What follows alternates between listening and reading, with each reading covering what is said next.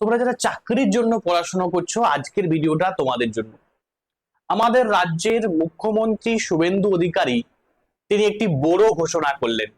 March 2027-এর মধ্যে আমাদের রাজ্যে 1 লক্ষ কিন্তু চাকরিতে নিয়োগ হতে চলেছে এবং এই নিয়োগটা হবে কমপ্লিটলি স্বচ্ছ এবং মেধার ভিত্তিতে নিয়োগ হবে। কোন রকম দুর্নীতির লেশ মাত্র কিন্তু থাকবে না এই চাকরিতে।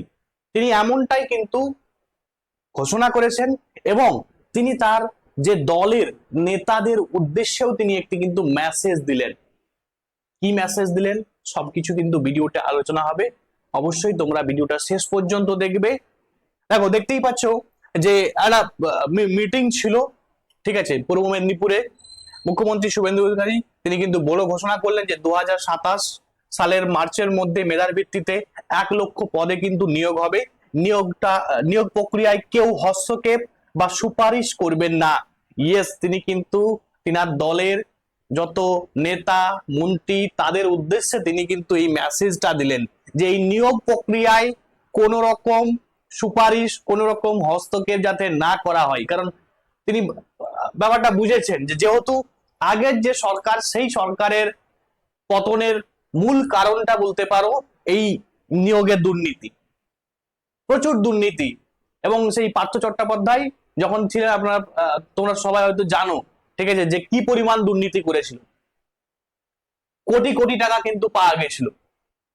তো তিনি এ কারণেই চাইছেন যে নতুন করে নতুন সরকার যে নিয়োগগুলি করবে সমস্ত কিন্তু কমপ্লিটলি কেমন হবে না, কেউ কোনো সরকার কিন্তু হস্তক্ষেপ করবে না বা কার কেউ সুপারিশ করবে না। কমপ্লিটলি একটি স্বাধীন সংস্থা পিএসসির মাধ্যমে নিয়োগটা হবে।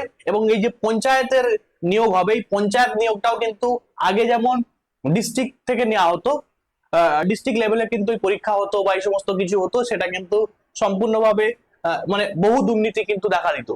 তো সেটাকেও তিনি কিন্তু বলে দিলেন যে নতুন করে আমাদের রাজ্যের পঞ্চায়েত মন্ত্রী দিলীপ ঘোষ তিনি বলেছেন যে নতুন করে যে নিয়োগগুলি হবে সেগুলো কিন্তু সবই পিএসসির মাধ্যমে হবে।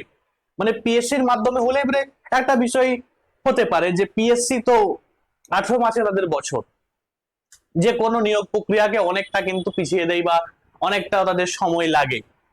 তো তবুও কিন্তু ধরে রাখতে পারো একটা আশার আলো আসছে যে পিএসসির মাধ্যমে নিয়োগ হবে, স্বচ্ছভাবে নিয়োগ হবে, মেধার ভিত্তিতে নিয়োগ হবে। স্বচ্ছতা এবং মেধা এই দুটো বিষয়কে কিন্তু সর্বোত্তম কিন্তু একটা গুরুত্ব দেওয়া হবে। এবং মৌখিক পরীক্ষায় যে ইন্টারভিউয়ের যে নাম্বার, সেই নাম্বার কিন্তু কমিয়ে কিন্তু 5 নাম্বার করা হয়েছে। শিক্ষাগত যোগ্যতার নম্বরই হবে নিয়োগের প্রধান ভিত্তি। মানে এই লক্ষ্যে রাজ্যে নতুন নিয়োগের নীতি কিন্তু চালু করা হচ্ছে। মানে আমরা এক কথায় যদি বলতে চাই যে আমাদের রাজ্যে নতুন করে আবার নিয়োগ প্রক্রিয়া কিন্তু শুরু হবে এবং নিয়োগ প্রক্রিয়া 2027 মার্চের মধ্যে কিন্তু 1 লক্ষ নিয়োগ হবে। এবারে কনফিউশন হয়ে যাচ্ছে, যদি এই মার্চের মধ্যে নিয়োগ প্রক্রিয়া সম্পূর্ণ হয় তাহলে ফর্ম ফিল আপ কবে হবে বা পরীক্ষা কবে হবে, কোন কোন দপ্তরে 1 লক্ষ পদে নিয়োগ হবে, এটা নিয়ে কিন্তু এখন প্রশ্ন চিহ্ন রয়েই যাচ্ছে। এখন দেখার বিষয় যে কবে নিয়োগটা হয় বা কোন কোন পোস্টে নিয়োগ হয়, বা এই 1 লক্ষের যে কথা বলছে সেটা পূর্বতন সরকার যে অলরেডি পরীক্ষাগুলো নিয়ে রেখেছিল সেইগুলো কি এর মধ্যে ইনক্লুড হচ্ছে না টোটালি ফ্রেশ 1 লক্ষ নতুন করে পদ তৈরি করে সেগুলোতে নিয়োগ হবে, সেটা এখন দেখার বিষয়। আজকের ভিডিও এখানে পর্যন্ত। Thanks for watching. তোমাদের বলবো প্রত্যেকে পড়তে শুরু করে দাও।